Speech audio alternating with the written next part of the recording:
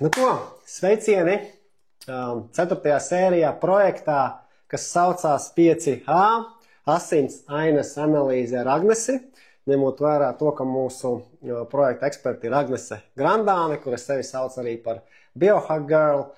Un mēs turpinām iedziļināties, iezūmot, iedīpdaivot, ja tā var angliski latviskot dažus vārdiņus, asins analīzēs, dažādos asins analīžu panelīšos. Un ja mēs 3. sērijā izskatījām tā saucamo pilno asinsainu, kas ir tāds pamatiņš laikam, ja?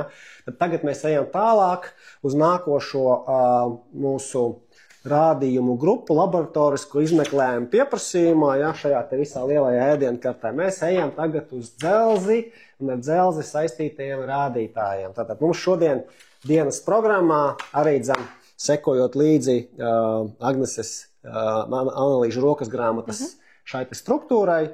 Tātad ir šie te 3 rādītāji – dzels, feritīns un transferīns. Tā kā šodien parunāsim par šiem 3 rādītājiem un arī nedaudz arī uzbūvēsim tiltiņu atpakaļ uz asinsainu, kāda tur ir tā savstarpējā cēloņa sakarība. Nu ko, Agnese, kas mums ir jāzina par šiem te 3 rādītājiem? Te laikam par dzelzi un feritīnu ir tā, ka optimālās vērtības tiešām daudz ko izsaka un viņas var diezgan atšķirties no laboratoriju vērtībām. Jo laboratorijas diapazons ir tāds ļoti plašs diapazons, kurā cilvēks ir spējīgs funkcionēt un nekas akūts un tāds ļoti, ļoti slikts nenotiek. Bet arī viņā iekšā ir tas sweet spotiņš, pie kura mēs jūtamies fiziski visnormālāk un vislabāk. Un dzels laikam būs tas, kurš varētu mainīties visātrāk un visspēcīgāk. Ja neņem vērā to, ka feritīns var uzlikt pie slimošanas viekaisumiem, parasti ikdienā dzels var diezgan nosvārstīties, jo īpaši, ja mēs sākam lietot kaut kādus dzels kompleksus vai dzels uzturu bagātinātājus, viņa var palikt diezgan lielāka. Bet ko es redzu ikdienā cilvēkiem, kuriem tiešām ir deficīts un reizēm pat dzels deficīta anēmija, feritīns būs pazems un dzels arī nebūs pārāk augsta. Es te pārtraukšu mazliet, varbūt tās vienu solīti atpakaļ. Tad, ko šie tie 3 rādītāji nozīmē? Ja? Un Agnes iet iekšā dziļumā, un šajā te rokas grāmatā ļoti labi ir izskaidros. Kas ir dzels? Dzels parāda dzels koncentrāciju organismā. Feritīns, tas ir olbaltums, kurš uzglabā dzelzi audos, un transferīns ir olbaltums, kurš piegādā dzelzi šūnām. Ja mēs saprotam to cēloņa sakarību, pirms mēs viņus tur analizējam. Sanāk, ja? Tātad dzels ir koncentrācija, un feritīns un transferīns tie ir olbaltumi. Viens feritīns uzglabā dzelzi audos, un transferīns piegādā dzelzi šūnām. Tas pamatiņš. No asinsainas mums ir hemoglobīns, kas ir tas, kas ir vai nav asins šūnās. Un viņš turēsies, parasti viņš turēsies virs ap 120, pat tad, kad šeit jau būs diezgan slikti viss. Tas būs pēdējais, kas samazināsies, jo tas ir ļoti svarīgi uzturēt skābekli audos. Tāpēc organisms prioritizē to, lai hemoglobins būtu labs, bet tas, ka jums viņš ir 121, nenozīmē, ka jums nebūs zudumi pa šiem 3 rādītājiem. Jā, un tu minēji to 120, hemoglobīns, tātad, ja mēs ejam uz optimālo, ja sievietēm 120, 150, tad tu sauc to zemāko slieksni, un vīriešiem 130, 170 grāmu uz litru. Tad kā principā zemākais. Tipiskās, jā, tādas miera vērtības. Jā. Bet hemoglobīns, viņš ir ļoti, ļoti dārgs, bez viņa mēs varam burtiski sākt slāpt bez skābekļa, tāpēc, protams, ka tas būs pats pēdējais, kas tiks arī samazināts. Un tad te ir tas tiltiņš, var sakot, jā. Ar to pilnu asinsainu. Jā, te notiks kompensācija gadiem, lai nenotiktu nekas slikts ar hemoglobīnu. Bet kur mēs tikko skatījāmies, ja teiksim, mana asinsainā, ko es tikko uztaisīju pirms mēneša pusotra, man bija feritīns, ja sanāk tā, kad un rādītājs bija 31, un es skatos, tātad te ir tātad šis te noteiktais intervāls 20-250 laboratorijā, un optimums, ko Agnes runā, ka tas ir bišķi iezūmotais apjoms ir 100-200, un man ir 30. Tad vai man ir jāsatrauc? Jā, priekš vīrieši. Vai man ir jāsatraucās? Ja optimums ir 100-200, un man ir 30. Ko es darītu? Es paskatītos, kāda ir dzels. Es arī paskatītos to transferīnu, kas mums ir šeit. Un droši vien, ka es pārbaudītu arī, kāda ir situācija ar varu. Tad šīs lietas. Un tad mēs varētu mēģināt saprast, kas un kā. Reizēm cilvēki vienkārši nelieto daudz dzīvnieku produktu uzturā. un šis cipars var iet uz leju. Man tieši nesen rakstīja viens vīrietis, kurš arī pats neatkarīgi strādāja rokas grāmatu, un cik es saprotu, viņš veģetārietis ar daudzu gadu stāžu, un viņam dzelzs trūkums bija tāds, ka jau arī feritīns bija ļoti zem laboratorijas references, cik es atceros. Un viņš gāja uz dzelzs injekcijām un jūtās pilnīgi savādāk šobrīd. Var jogot, var kustēties, var visu darīt. Un jā, nav tikai sievietēm šāda lieta. Deficīti varbūt un tas risks, teiksim, kas ir tas dzelzs deficīts, tā anēmija faktiski, viens no tiem riskiem, ja? Anēmija skaitās tad, kad jau asinsvainā sākās nobīdes. Dzelzs deficīts var nebūt pilna mēra anēmija, bet viņš var tāpat izjusties ikdienā vājumā, nogurumā, letarģijā, nespēja atjaunoties pēc treniņiem, pēc slodzēm, salīgumā. Parasti arī vairogdziedzera jautājumi nāk klāt, jo ļoti bieži viņi kombinējas kopā. Vairogdziedzera hormoniem diezgan grūti strādāt, ja ir dzelzs deficīts. Tā kā pazīmes noteikti būs, bet var arī vēl nebūt anēmija. Jā, un tad tas sanāk tā, ka standartā šos te 3 rādītājus arī ģimenes ārsts var neielikt, ja, jo es skatos, man pārsvarā ir feritīns, ja, un līdz ar to tagad mēs secinām, ka man viņš pazemināts, salīdzinot ar optimumu, lai gan es trāpu laboratorijā. Tad es uztaisu papildus asins analīzi, pieliekot dzelzi, transferīnu un arī to var apskatoties. Jā, un tad mēs mēģinām kontekstualizēt, vai tiešām tas deficīts ir tik izteikts, un tad nākamais solis būtu pamēģināt, kā ir, ka tev ir vairāk dzelzs. Pieņemsim, ja tu lieto kaut kādu dzelzs formulu, un tu vienkārši skaties pats ikdienā, tu jūti atšķirību vai nē. Es pieņemu, ka kaut kur pasaulē ir cilvēki, kuri, teiksim, tā angļu valodā vārds outlier, ka viņiem pilnīgi citas vērtības ir viņu norma. Es to nekad neizslēdzu, tāpēc mēs vienmēr skatāmies procesā, vai cilvēkam viss ir labi. Un dzelzi tā lietot bezatbildīgi arī nevar, jo viņa var radīt oksidatīvo stresu. Un tas ir tas iemesls, kāpēc ārsti ļoti, ļoti negrib nekad izrakstīt cilvēkiem injekcijas, jo oksidatīvā stresa risks ir, un tad tas var būt visā organismā problemātiski, ja trūkst C vitamīna, E vitamīna, iekšējo antioksidantu. Tāpēc, ja ir injekcijas, es vienmēr saku, C un E vitamīnu lietojam paralēli. Sekojam līdzi pašsajūtai, sekojam līdzi dozām, un tehniski ģimenes ārsti Latvijā var to izdarīt, izrakstīt tādas injekcijas. Viņiem ir tiesības, ir Doktus LV, ja iet, ir rekomendācijas formas un protokoli, kur dari tā, un nav jāiet pie hematologa. Laikam man daudz klienti saka, ka viņas tika dzītas pie hematologiem, kuri, tehniski tā nav. Kas ir hematologs? Tas ir asinsārsts. Tehniski tāpat nebūtu viņu galvenā lieta, ar ko viņi vispār nodarbojās ikdienā. Tie nav tie pacienti, bet bieži vien sūta ar dzelzs problēmām arī pie hematologiem, un viņi parasti izraksta.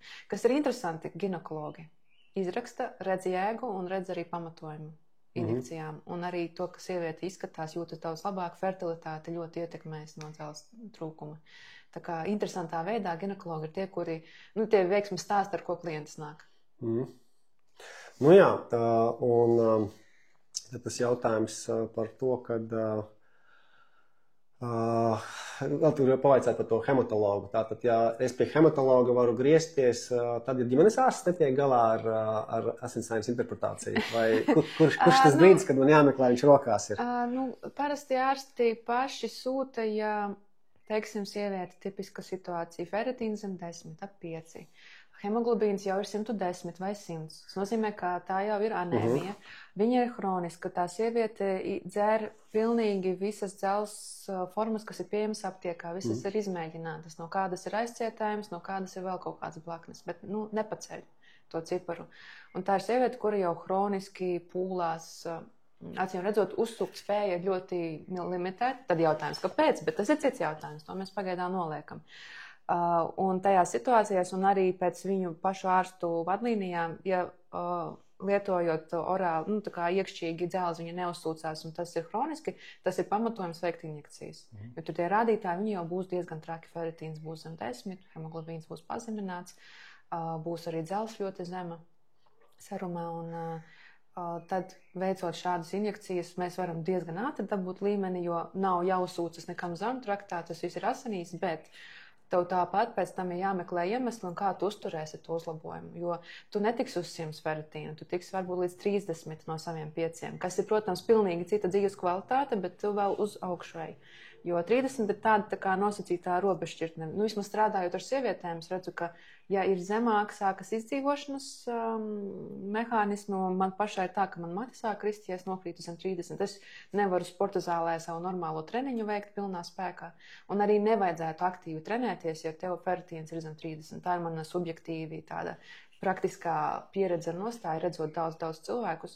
Ja jūs gribat nopietni trenēties vai nedod Dievs uz kaut kādām fitnesa sacensībām taisīties, un jums ir ferritīns zem 30. Abiem diviem sievietēm vīriešiem, ja? Nu, es droši vien teiktu, ka vīriešiem varbūt daudz retāk tā gadās, bet es arī teiktu, ka uzmanīgi.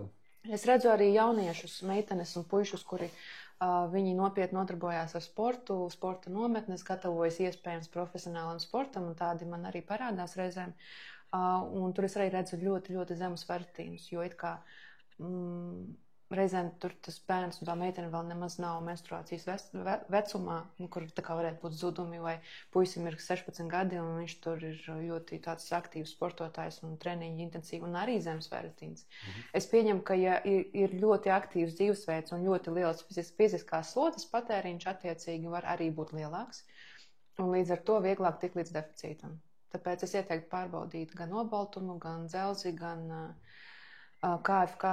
Ir tāds viens enzīms, kurš nav šajā rokas grāmatā, bet viņš parāda muskuļu noārdīšanās intensitāti. Tās 3 lietas, kuras darētu skatīties, ja mēs tā nopietni gribam ar sportu nodarboties. Nu labi, bet es negribu veikt injekcijas, pieņemsim. Tev arī diez vai vajadzētu? Nu, teiksim, pieņemsim hipotētiski, ka man vajadzētu, ja, es negribu veikt injekciju ar pārtiku, es varu dzelzi uzņemt?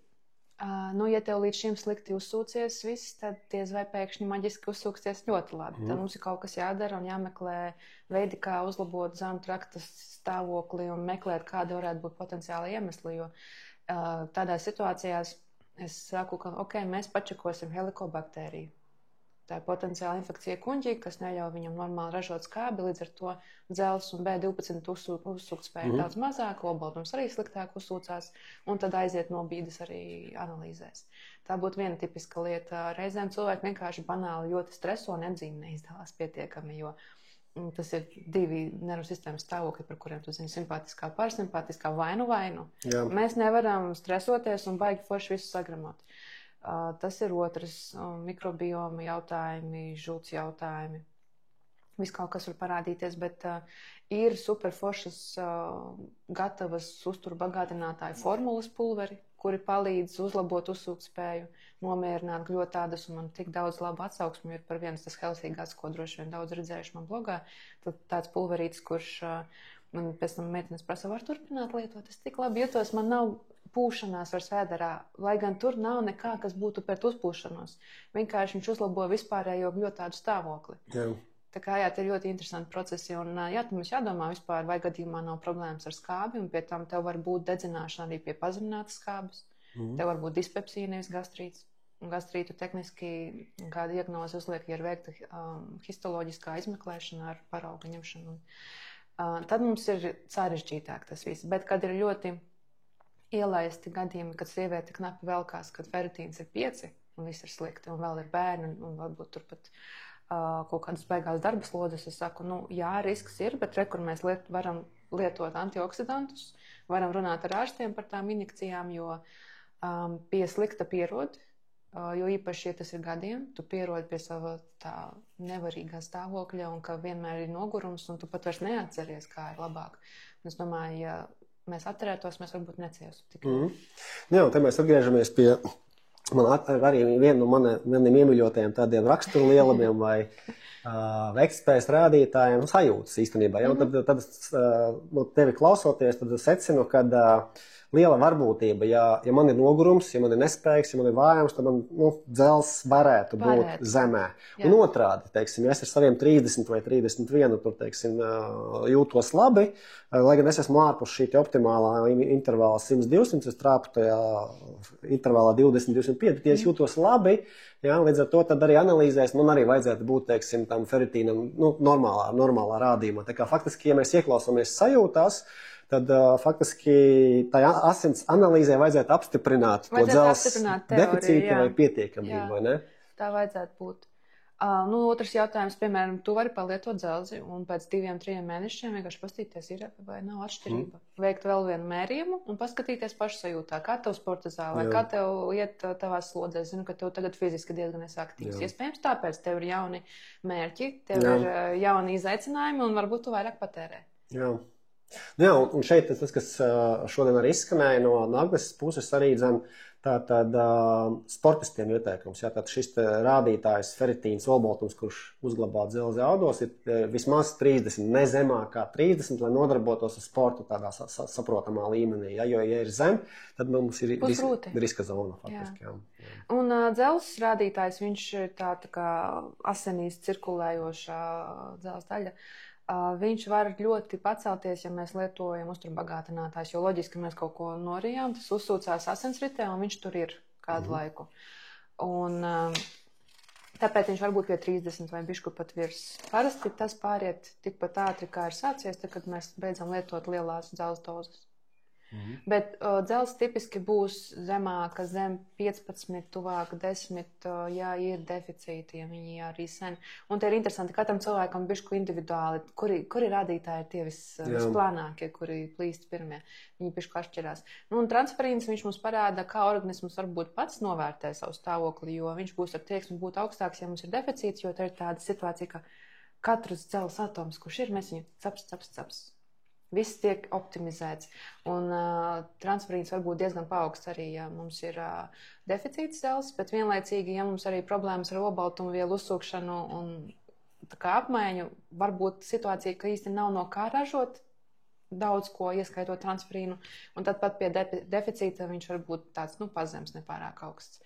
Bet ja mēs lietojam uzturbagātinātājus, transferīns arī var diezgan samazināties, un tā ir vienkārši reakcija uz to, ka tagad mums pēkšņi ir tāda nosacīta pārbagātība ar dzelzi. Skaidrs. Tad no šodienas mūsu sarunas, ko es paņemu līdzi, par cik man ir tuvu tā robeža feritīnam 30, 31 laikam ir precīzi. Jā. Es uztaisu dzelzi transferīnu, paņemu vēl to varu, tu man liekas ieteici, un tad skatos tālāk. Hemoglobīns par cik man ir 149. Jā, tur neizskatās, ka tu būtu baigi smagā deficītā. Sportiski sajūtas ir labas, līdz ar to tāds čekapiņš mazliet jāpaplašas tieši. Un vēl piezīme par feritīnu tieši. Netaisiet, ja slimojat, un pat, ja ir iesnesājis augsts. Tas ir viens no tiem 5 ieteikumiem, par ko mēs runājām 2. sērijā. Ja ir 5 ieteikumi, kad attiecīgi mēs taisam asins analīzes normālā stāvoklī. Feritīns var ļoti uzkāpt. Tā kā tas ir ļoti vērtīgi atgriezties, ja var apstīties tajā 2. sērijā šos kopsavilkumus par 5 ieteikumiem. Man liekas, diezgan tā ieskicējām šo te dzelzs rādītāja tēmu mūsu asins ainas analīzē. Un iesim tālāk tad uz nākamo 5. sēriju, kur mēs parunāsim jau par nākamo orgānu sistēmu aknas nieres un saistītajiem asins rādītājiem. Agnes, paldies par šodienu. Paldies, tiekamies.